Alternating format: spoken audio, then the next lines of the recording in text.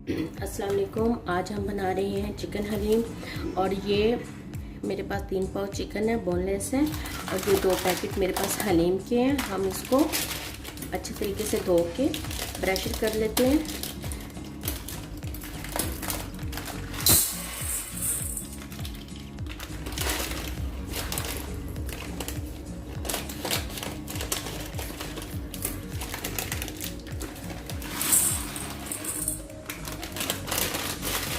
कौरमा बनाएंगे।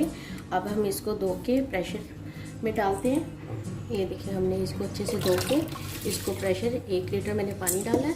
ये अपने प्रेशर कुकर के हिसाब से आप पानी ऐड कर सकते हैं। क्योंकि जब भी इसका ख्याल अच्छे से, इसमें बहुत से गैस होती है ये दलिए में और हलीम में, इसलिए आप इसको हल्की आंच पे पकाएं। जैसे ही आपका वेट हिलना शुरू हो जाए, इसकी फ्लेम बिल्कुल स्लो कर दें, क्योंकि इस तरह वो वेट के थ्रू ये बाहर नहीं निकलता।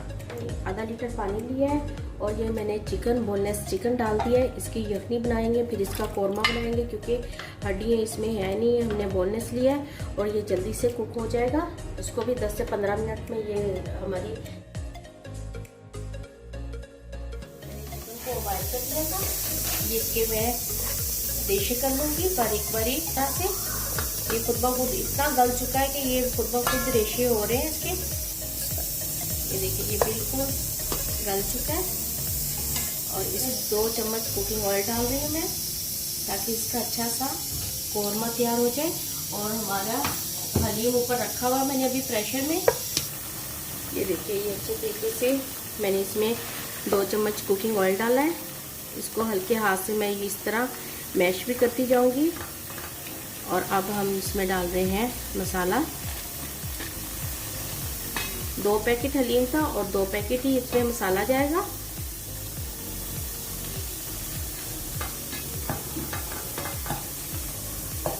इसको अच्छे से हम देखिए,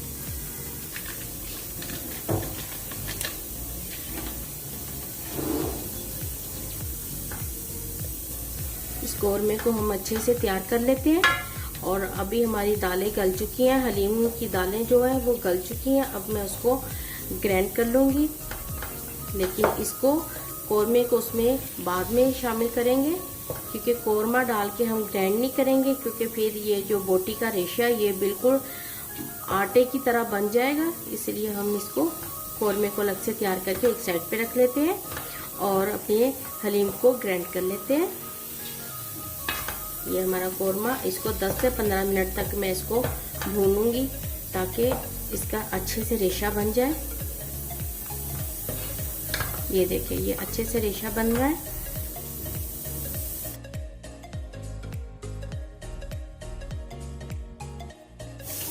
ये देखिए, ये अच्छे से रेशा बन चुका है। और इसको हमें करते हुए 10 मिनट हो गए।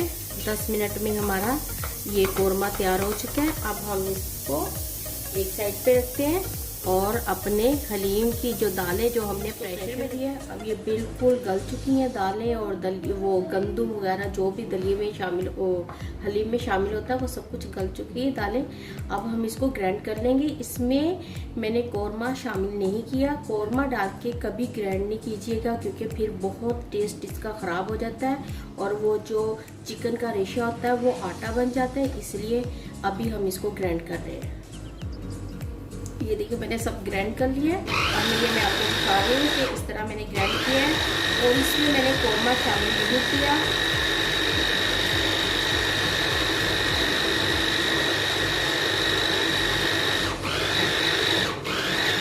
ये देखिए, ये हमारा अच्छे से ग्राइंड हो गया। अब हम इसमें शामिल कर, ये देखिए, अब हम इसमें ये शामिल कर रहे हैं। ये अच्छे से ग्राइंड हो चुका है। अब ये देखिए, ये बहुत थिक है, बहुत गाढ़ा है ये। इसमें हम पानी ऐड करेंगे। इसको मज़ीद 15 मिनट हम पकाएंगे। इसमें कौरमा भी शामिल करना है। इसमें मैंने तकरीबन 1 लीटर पानी इसमें शामिल किया है, क्योंकि ये हमने कम पानी में इसको वो प्रेशर दिया था। अब ये देखिए, अब मैंने इसको अच्छे से इसमें पानी भी शामिल कर दिया। अब हम इसमें कौरमा शामिल करेंगे। ये देखिए, ये कौरमा है, ये बिल्कुल रेशे कर लिए। इसमें मसाले हैं, इसको हम इसमें ऐड कर देंगे।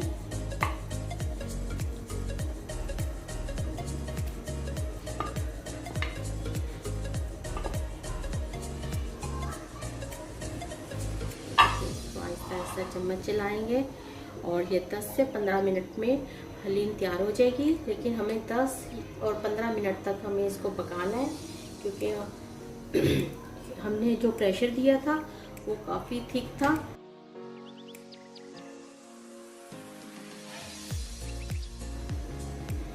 ये देखिए, अब मैंने इसका कफकीर का इस्तेमाल किया है, क्योंकि उस चम्मच से नीचे लगने का डर होगा, इससे नीचे से उतर जाता है। और मैं इसको इस्तेमाल कर रही हूँ और इसको हम मसलसल 15 मिनट चम्मच चलाते ही रहना है, क्योंकि ये नीचे लग जाएगा।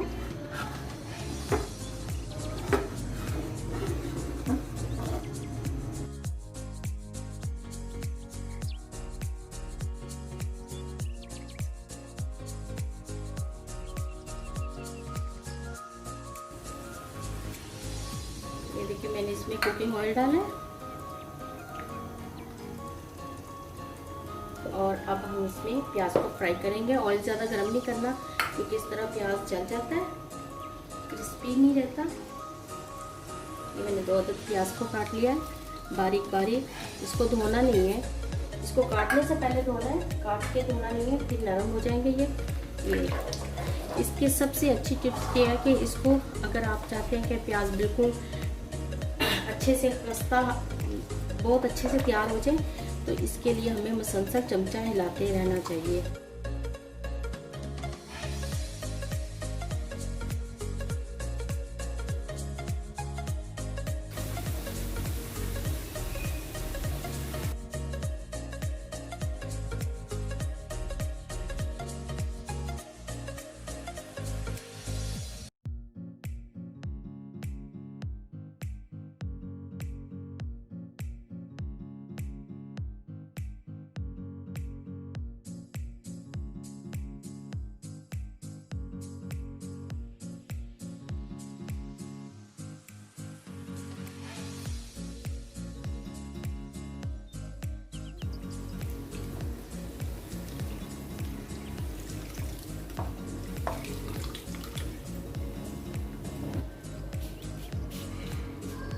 जब हमारा हलीम बिल्कुल तैयार हो गया, अब हम इसको डिश आउट करते हैं।